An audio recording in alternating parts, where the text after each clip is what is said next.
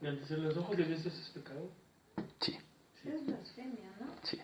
Sí, es pecado. Sí, agarrar y decir, sí, pues literal. Dios me dijo, vuelve a tu primer amor y mi primer amor es evangelizar. Olvídalo, estás pero vuelto loco. Porque ese versículo dice otra cosa totalmente. Totalmente. Es volver a Cristo. Y se lo está diciendo una iglesia que está embobada en actividades. Imagínate. Dice un pastor, Chuy Olivares, que no es tan desanado, bueno, tiene cosas buenas, así lo dejo. Tiene cosas buenas. Pero me encanta porque pone un mensaje, un ejemplo muy bueno. Tú imagínate que recibes una carta de un pariente. Y de repente una carta que tiene 3 páginas. Y te vas a la segunda página y dices, ¡eh! No, hombre, vámonos al hospital. ¿Por qué? Pues es que se rompió la pierna. Mira, aquí le está diciendo. Sí, hombre, pero léela completa. Ya se recuperó, ya sanó, ya está jugando fútbol otra vez. De lo mismo es lo que nos pasa si nosotros agarramos un texto y lo sacamos para usarlo como queramos. ¿Por qué? Porque no lo estamos usando como realmente Dios lo reveló, sino lo empezamos a usar como queremos. Y entonces termina hablando el hombre y no Dios. ¿Por qué no unos ejemplos? Cuando estamos aquí reunidos, cuando están 2 o más reunidos, entonces ahí está Dios. Bueno, si nosotros vemos el contexto en Mateo 18, que es donde se refiere, pues vamos a ver que ahí está hablando de la disciplina en la iglesia. Y se refiere a que después de todo un proceso para disciplinar a un hermano que pecó, que no se arrepiente, y entonces la iglesia decide, oye, ¿es tiempo de considerarte impío? Dios está diciendo, sí, yo lo respaldo. A eso se refiere, no a decir, híjole, ahora sí estamos 2 reunidos, o estoy solo y no puedo orar porque me falta alguien para que sí esté Dios. A esos extremos, pues, a donde llega este tipo de interpretaciones. Otro, dile a este monte que se mueva. Las declaraciones. No, mira, tú tienes que decirle a este monte que se mueva. Decláralo, confiésalo, créelo. No, bueno, vamos a entenderlo, porque justo después de decir eso, dice, por tanto, orando, pídele a Dios. Y de eso está hablando. De hecho, hay un paralelo en Ezequiel en donde justamente dice que no es por ejércitos, sino es por la fuerza del Espíritu Santo. Y es cuando Él va a mover el monte, justamente aplicando este texto. ¿Por qué? Porque la Biblia se explica a sí misma. Una parte va a explicar a la otra. La Biblia es un todo.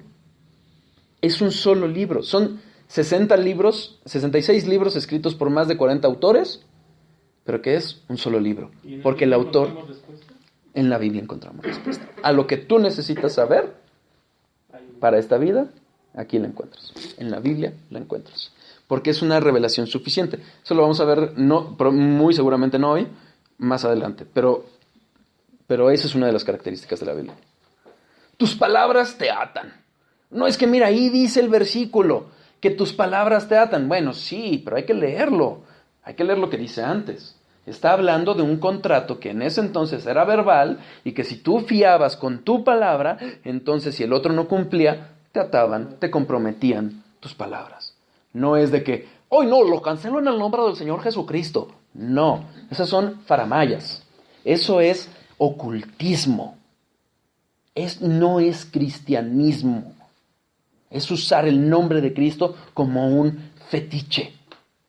¿Por qué? Porque tergiversan la palabra de Dios. Y el favorito de estos lugares, no toquéis al ungido.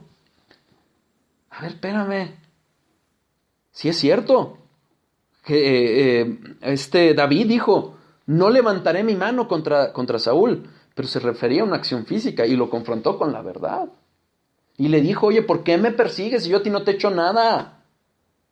No se trata de superungidos que no puedes tocar, porque si nosotros entendemos la Biblia, vamos a saber que todos somos ungidos, los hijos de Dios, obviamente.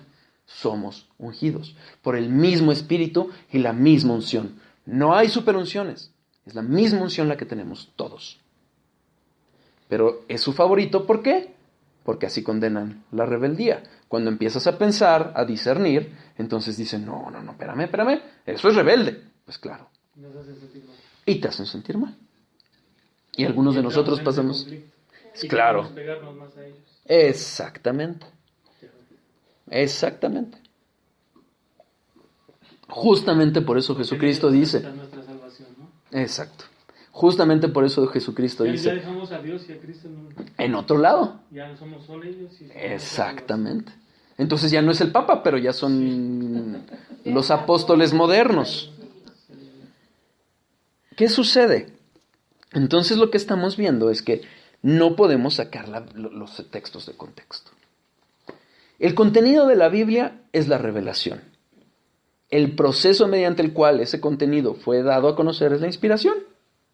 Ya lo vimos. No fue una actividad humana. No es de que entraron 40 días en ayuno y oración para revelarlo. No, o no necesariamente. Dios les habló, les dijo, a ver, ven para acá. No, el origen no está en el hombre, ni siquiera en la voluntad del hombre de haber dicho, yo quiero servirte, Señor, para revelar tu palabra. No, Dios usó a quien quiso. El Espíritu de Dios soberanamente capacitó a quien quiso capacitar y lo usó para hablar la palabra. Y aquí está un dato muy curioso, porque Dios usa la personalidad, el corazón, la pasión, la fuerza de cada autor, su cultura, aún su vocabulario, su historia, en qué contexto se dio, a quién se lo dijo, cómo había vivido, qué había vivido, algunas de sus ideas, pero no porque vengan del hombre, sino porque las usó Dios, sus experiencias, sus percepciones. Todo eso lo usó Dios. Pero a ver, entonces, ¿es palabra de Dios o del hombre? Bueno, la respuesta es muy sencilla. ¿Dios es soberano o no es soberano? Claro que es soberano. Y usó todas las circunstancias que Él quiso para revelar su palabra. Yo le ponía el ejemplo a algún hermano y decía, en las iglesias la verdad que no es sana doctrina, una de las características es que hay pastoras. La Biblia enseña claramente que las mujeres no son pastoras. Pablo lo enseña claramente. Dice, la mujer no debe de tener dominio sobre el hombre en la iglesia, no debe de enseñar en la iglesia. ¿Sí? Bueno, yo no me imagino a Dios diciendo, no escribas eso, no escribas eso. Bueno, en el 2000 ya lo voy a cambiar. No, Dios es soberano y si Pablo lo escribió es porque Dios se lo dictó. Es palabra de Dios. Dios es soberano y usó todas las circunstancias para hacerlo. ¿De acuerdo? Cada palabra usada es palabra de Dios. Sí usó circunstancias. Sí Pablo era abogado, sí Pablo era hebreo, sí. Pedro era pescador, sí. Pero cada circunstancia lo usó. Cada situación, cada elemento de sus vidas los usó. Toda la palabra fue inspirada por Dios. Es la inspiración de Dios poniendo su revelación en los hombres, para ser divulgada, para ser dada a conocer, proclamada y eventualmente escrita, una vez que fueran evangelizados, que conocieran, que tuvieran esa posibilidad de llevarlo a escribir. Pero así lo hizo. Déjame ver cómo andamos de tiempo. ¿Cómo andan de energía? No, pues al 100. ¿Todavía un punto más? Sí. Bueno. Cuarto punto. Cada palabra es inspirada. Cada palabra. Mateo 5:18.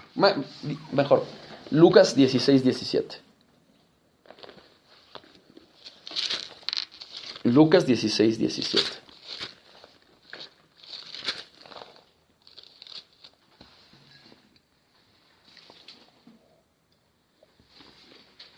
Les reitero, hay muchos, hay algunos que dicen,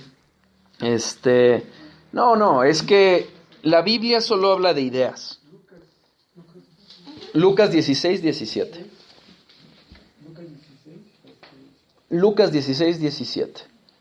que dicen, no, mira, es que realmente nada más puso las ideas y cada autor puso puso de su mano. Pues no. Vamos a ver. Lucas 16:17. Pero más fácil es que pasen el cielo y la tierra que se frustre una tilde de la ley. Mateo 5:18.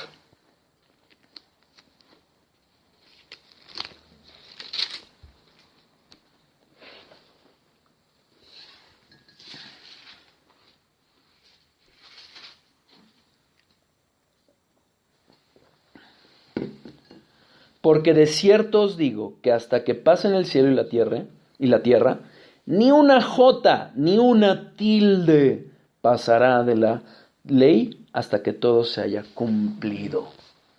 La tilde, la jota, la iota, el punto, que es lo que realmente es en el griego, son los símbolos más pequeñitos de la palabra. No sé si han visto algún escrito en hebreo, que se parecen muy. Yo me metí una vez a intentar ver y dije, ¿cuál es la diferencia? Pues las diferencias son muy pequeñas, para mi parecer, ¿no? Que no lo conozco. Pero, ¿por qué? Porque hay puntitos, hay signos muy pequeños que hacen la diferencia entre una palabra y otra. Y a eso está diciendo Jesús. O sea, ni el más pequeño de los detalles, ni el más pequeñito de los detalles se va a modificar. Entonces, ¿inspiró Dios ideas? No, inspiró palabras, literales palabras, porque si no, tendríamos un conflicto con el versículo anterior, el 17. No penséis que he venido a abrogar la ley o los profetas, no he venido a abrogar, sino para cumplir. ¿Cuál cumplió? Sí cumplió toda. Toda, hasta la última iota, hasta el último punto. Cada palabra es palabra de Dios. ¿De acuerdo? No son ideas. Segunda de Timoteo 3:16, ahí empezamos. Ya estamos por acabar. Es que uno se empieza a emocionar.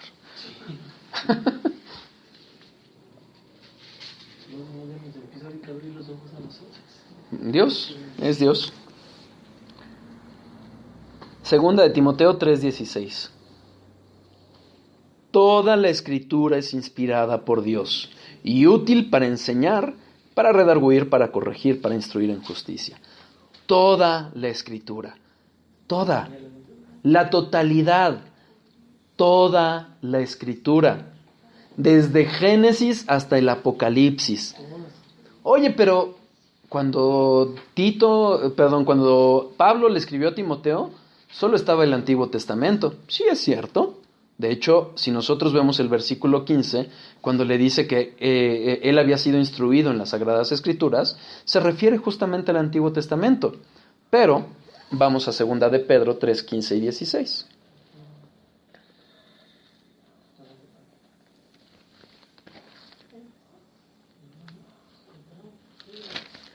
Segunda de Pedro 3, 15 y 16.